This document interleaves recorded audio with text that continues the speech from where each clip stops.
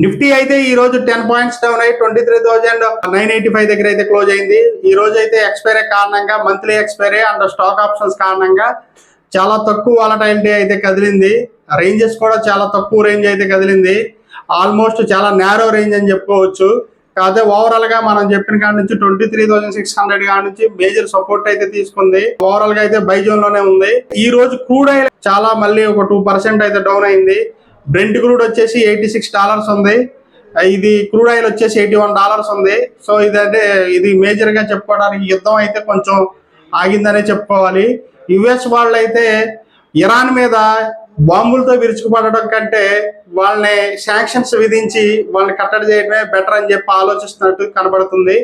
దానికి తోడు ఇరాన్ కథనం ప్రకారం అయితే మాత్రం ఆల్మోస్ట్ వాళ్ళ ఆర్థిక మాన్యంలో కొట్టుమిట్టాడుతున్నట్టు, ఈ వార్ సిచ్యువేషన్ వరుస దాడుల వల్ల చాలా ఇబ్బందుల్లో ఉన్నట్టయితే తెలుస్తుంది ఫ్రెండ్స్.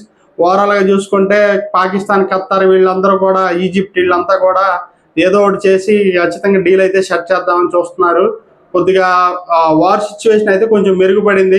నాకు తెలిసి ఇంకా ఒక 2 to 3 days లో మంచి బిగ్ మూమెంటం అయితే రాబోతుంది అనిపిస్తుంది. ఓవరాల్ గా చూసుకుంటే 24,550, 500 to 650 లెవెల్ గట్ట మేజర్ వాల్యూమ్ తో బ్రేక్అవుట్ అయితే మాత్రం టువర్డ్స్ 26,000 మార్కెట్ వెళ్ళేటట్టు కనిపిస్తుంది.